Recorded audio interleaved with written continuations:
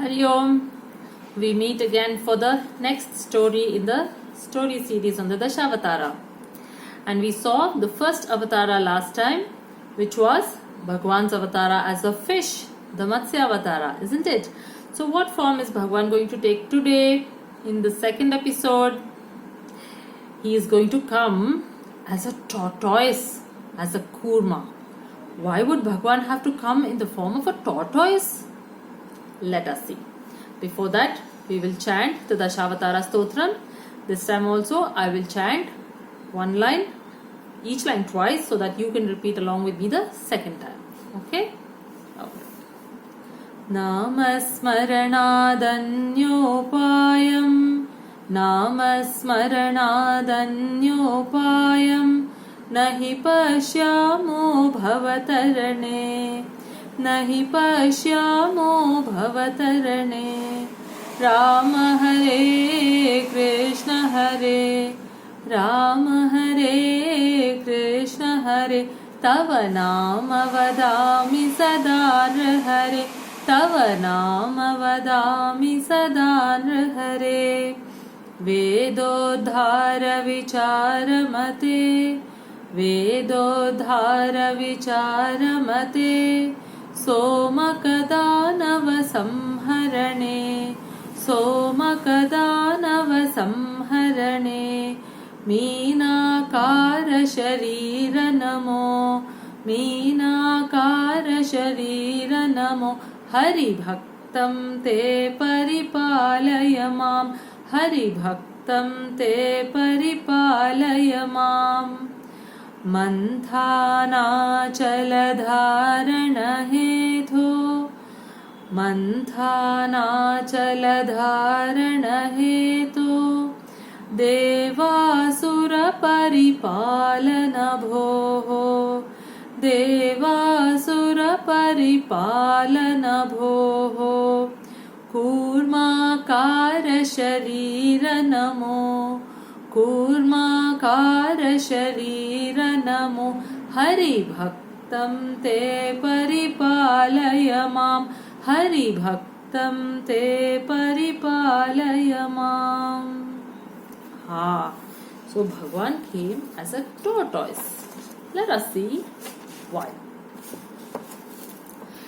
It happened once that Sage Durvasa, have you heard of Sage Durvasa? He was one of those sages with a very bad temper.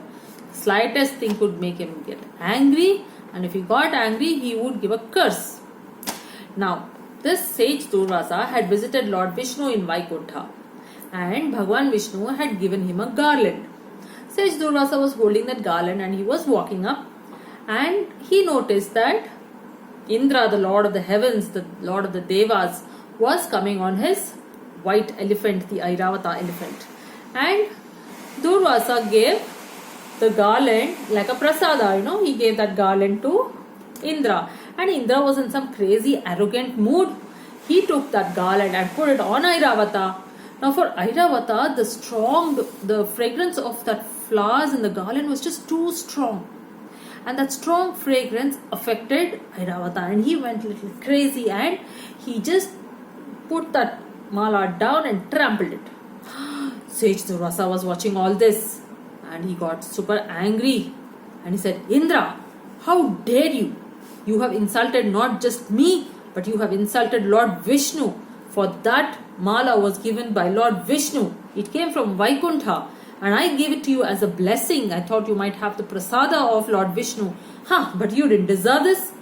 I curse you that you and all the devas will become dull and powerless.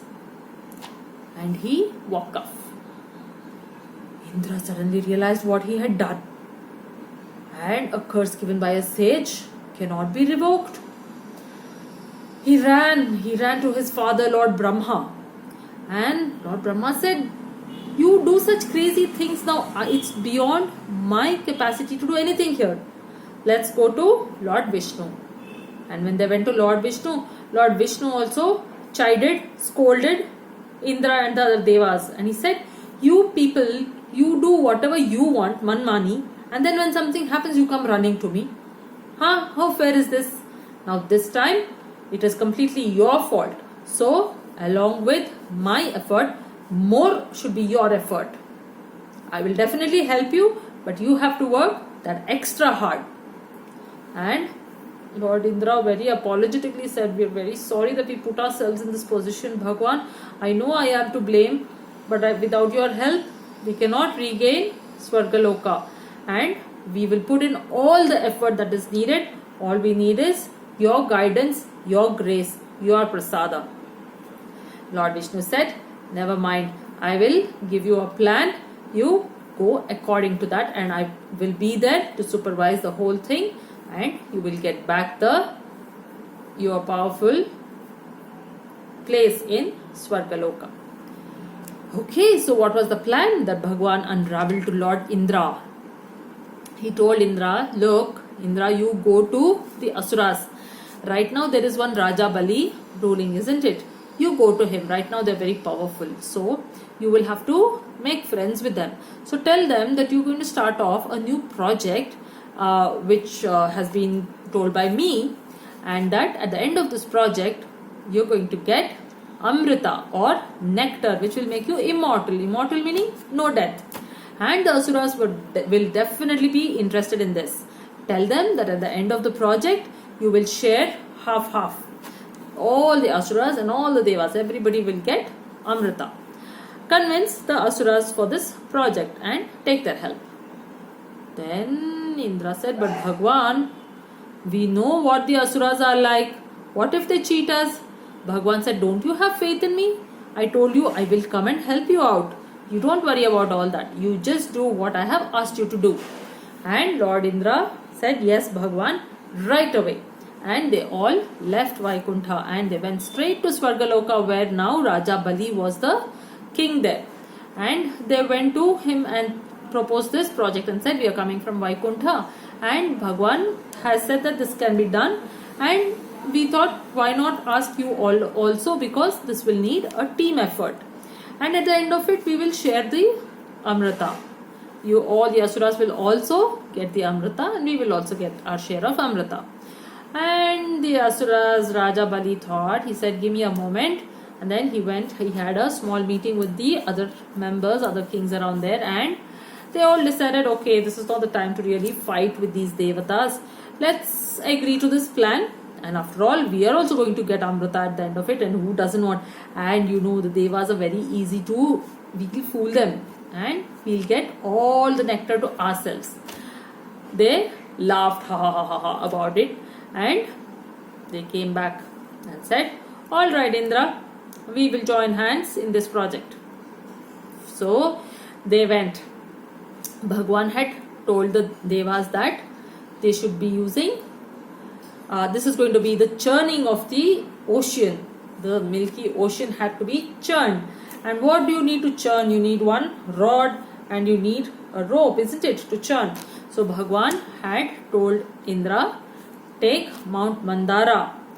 Mount Mandara will be the churning rod, and you pray to Vasuki, the king of serpents, and tie Vasuki around the mountain, and you hold on one side and they will hold on one side, and you will churn the ocean. Alright, so now they had to get Mount Mandara. So all of them went, the Devas and the Asuras. They managed to lift the Mandara to some extent, but they just could not move it one bit. Not even 1 inch it moved. It was an extremely heavy and big mountain. And they didn't know what to do. And Lord Vishnu was overseeing all this, and he said, okay, these guys won't be able to shift Mount Mandara. So Bhagwan called Garuda, sat on Garuda and went there. And he said, you don't worry about it. And Bhagwan just scooped and picked up Mount Mandara like this. You know, later in an avatara, he is going to lift with his pinky. He is going to lift a huge mountain. You all know that story, right? Anyway, here it is Mount Mandara, and Bhagwan lifted it and put it on the back of Garuda and asked Garuda to deposit in the ocean. And Bhagwan and the Devas and the Asuras and everybody went to the ocean. Now Mandara was put in the water, and then the Devatas, they prayed and invoked Vasuki, the king of serpents. Vasuki agreed on the condition that he will also get a little bit of the Amrita. And they said, fair enough. So they promised to give him also. So they tied Vasuki round Mount Mandara. And then Bhagwan was standing there and supervising all the happenings. And he told the Devatas, alright, Indra and your team, you go hold the head of the snake, head of Vasuki. And the Asuras, you come and hold the tail. The Asuras felt very insulted. They said, are you trying to cheat us? Are you trying to see us low? We holding the tail? No chance. Bhagwan said, alright, exchange. There's no problem here. And Indra looked at Bhagwan with a smile. Why? The Asuras had totally lost their mind. What will happen if you hold the head of a snake? That's exactly what happened. And Bhagwan was standing there and watching.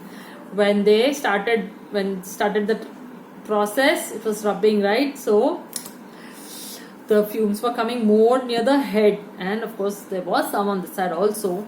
Then Bhagwan just blew wind and dispersed the fumes. But there was another problem. When they were churning, they realized Mount Mandara was very heavy, and so this Mount Mandara was slipping into the ocean, and they didn't know what to do. And Lord Indra prayed to Bhagwan, Bhagwan, please save us. Bhagwan saw what was happening, and Lord Vishnu took the avatara of a tortoise and dived deep down into the ocean, and on the shell back of the tortoise, Mount Mandara was lifted and kept there supported. Now you see why Bhagwan came as a tortoise. So Bhagwan kept the mountain there while the Devas and the Asuras started churning.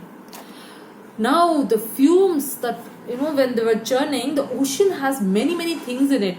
Nice things, not nice things, good things, bad things, everything. And when the churning was done, a lot of bad poisonous fumes started coming up. And it was choking the Devas and the Asuras. And then again Lord Indra was like, Bhagwan, what do we do? Lord Vishnu told him in his mind, Indra, the only one who can help you is Lord Shiva. So meditate upon him and take his help. So they prayed, Om Namah Shivaya, Om Namah Shivaya. They prayed. Asuras also prayed. Asuras also have a lot of respect for Lord Shiva. And Lord Shiva saw what was happening, and he understood why they were praying to him. So he came there and he scooped up like this all the poisonous fumes and started drinking. As he was drinking, Mother Parvati saw, says, oh my Lord, what are you doing? And she went and held the neck of Lord Shiva, and before the poison could go down, and then she held it there till Bhagwan drank all the poison. And then when she took out her hand, Bhagwan's throat, all the poison had accumulated there, and Bhagwan's throat was now blue in color. And so Lord Shiva got the name. That's right, Neelakantha. Alright, and Bhagwan went back. The Devas and the Asuras prayed and thanked Lord Shiva profusely with a lot of humility and gratitude. Alright, and then they started churning. Now when they were churning, so many things started coming up from the ocean.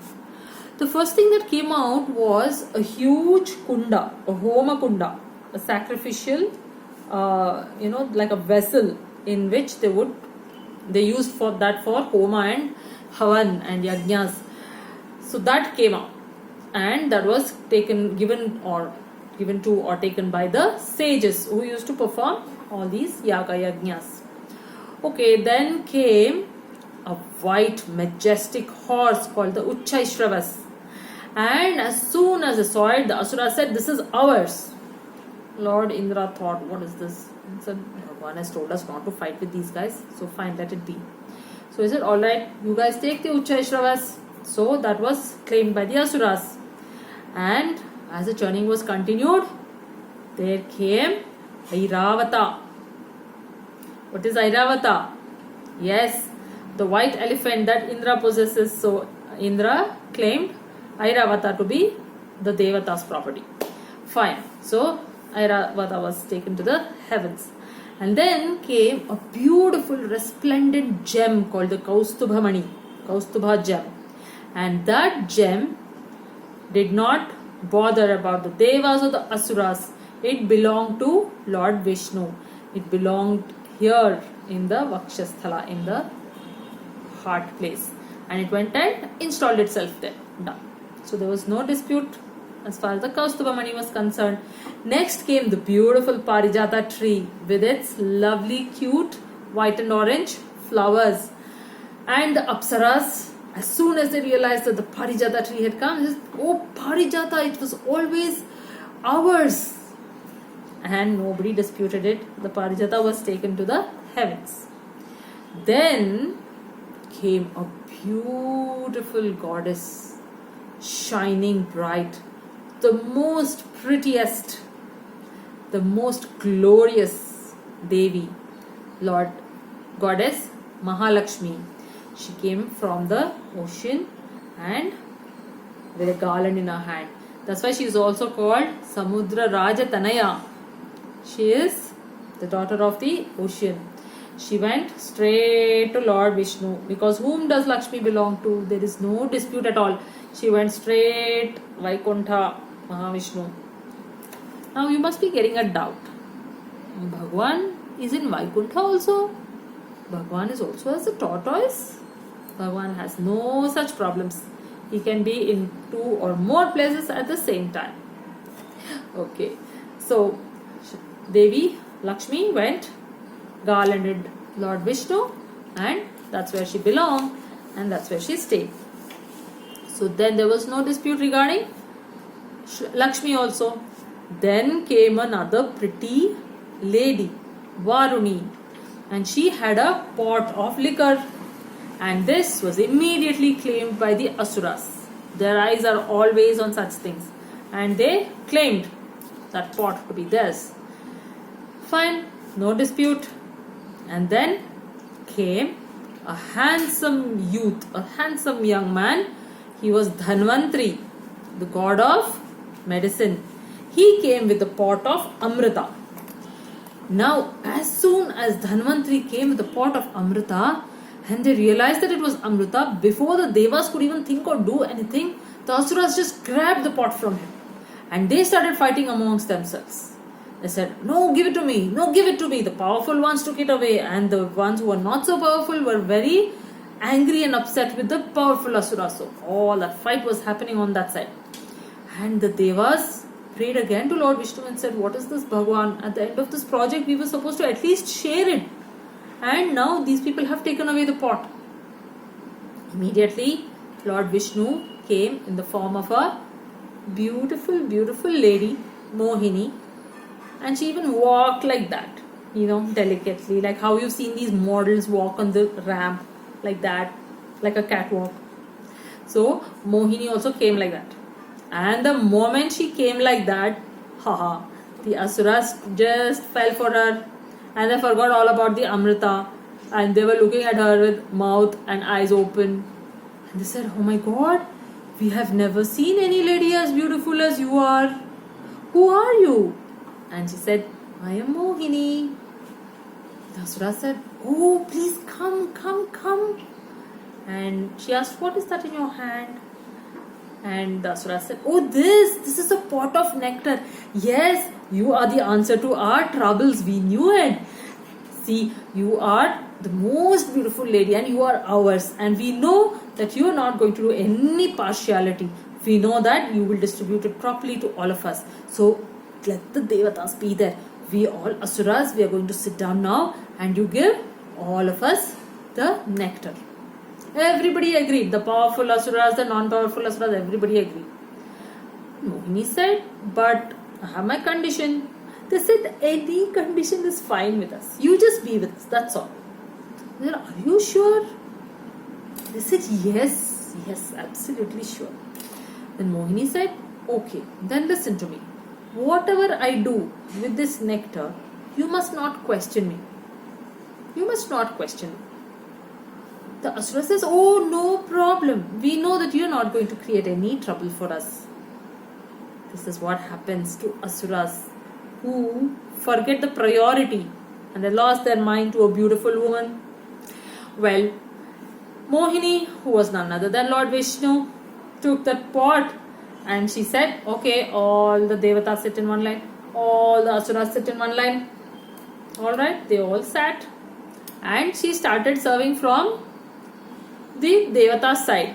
She would pour into the devatas hands, and in between she would look that side and give one enchanting look, and the asuras would go all fida over her. And here the devatas were getting the amrita, and all the devatas were getting the amrita. Then one of the asuras sitting on that side realized, we are being tricked, and he said, I will not get tricked like this. And he quietly went and joined the line of the devatas, and he went and sat right in between Surya and Chandra. And as Mohini was pouring and giving them those looks, pouring, suddenly she also poured to Surya and then also to the asura in the middle. Who was that? That was Rahu. His name was Rahu. She poured into his hands also, and immediately Surya and Chandra realized he is not one amongst us. He has cheated. He has shifted from that line to this line. He belongs to the asura line. Why is he here? And immediately Bhagwan realized what had happened, and from Mohini he just turned into Lord Vishnu, and with the chakra he cut off Rahu's head, because the amrita had not gone below the neck. And so now the lower portion of the body died, but the top portion will be fully alive always, because it is immortal now. It has had the effect of amrita, and that's what they say we see today as solar eclipse and lunar eclipse. This Rahu keeps coming in between Surya and Chandra, plays around and causes these eclipses. Alright, and then the little bit of nectar was given to Chandra, the last one who was sitting there, and the pot was khali, and Bhagwan had finished the work, so Mohini just disappeared. And the asuras realized how they had been tricked. They were so furious now. They got up, they started attacking the devatas. But the devatas were now all powerful after having tasted amrita, and the asuras were easily defeated, and they had to accept that defeat. And Indra and the devatas went back to Swargaloka and continued to rule the heavens. And this is how Bhagwan came, not particularly to kill any Rakshasa or Asura, but he came here to show how if you really want Amrita, then that should be your priority. By chance make a mistake, put in all your effort to rectify it. Pray to Bhagwan, request for his grace. You also work hard. It's always God plus me, isn't it? And that is what got the devatas their share of Amrita. And there is always something that Bhagwan comes to teach us, and he never abandons us. In this avatara, how many times did Indra pray? Yes, he made a mistake right in the beginning, but he humbly apologized and he felt sorry for the mistake he had done. And after that, he did exactly what Bhagwan had asked him to do as per plan. Bhagwan came and supervised. He helped them to bring Mandara. He helped the slipping Mandara by becoming a tortoise. Then he helped out with the evil asuras by coming as Mohini, and he also killed Rahu, destroyed a part of him. How many times Bhagwan came and helped? Why? Because the devatas were always ready to listen to Bhagwan, and they had faith that Bhagwan takes care, and they were never arrogant or proud about anything. And if they were also, they were taught a lesson by Bhagwan and they would learn. And this is an avatara where we have lot to learn from this avatara. Although the story is from the Puranas, we have a lovely lesson. We will do that lesson another time. You can, in the meanwhile, think what all you could learn from this story for yourself, right? So, this is one beautiful avatara of Bhagwan, where he came as a tortoise to support Mount Mandara as the churning of the ocean could be continued in order to get Amrita or nectar of immortality. And who doesn't want it? Don't we all want to be there forever? Don't we all want to be happy forever? Maximum happiness all the time, isn't it? So all of that Amrita can bring, and there are great lessons that we can learn from this avatara. All right. So this ends the Kurma Avatara story. So we will chant the Dashavatara Stotram and end this session. Namasmaranadanyopayam Namasmaranadanyopayam Nahi pashyamo bhavatarane Nahi pashyamo bhavatarane Rama Hare Krishna Hare Rama Hare Krishna Hare Tava Nama Vadami Sada Nrhare Tava Nama Vadami Sada Nrhare Vedodhara Vicharamate Vedodhara Vicharamate Somakadanav Samharane Somakadanav Samharane Meenakara Sharira Namo Meenakara Sharira Namo Hari Bhaktam Te Paripalaya Mam Hari Bhaktam Te Paripalaya Mam Manthana Chaladharana Hetu Manthana Chaladharana Hetu Devasura Paripalana Bhoho Devasura Paripalana Bhoho Kurmakara Sharira Namo Kurmakara Sharira Namo Hari Bhaktam Te Paripalaya Mam Hari Bhaktam Te Paripalaya Mam. Till we meet for the next Avatara. Hari Om.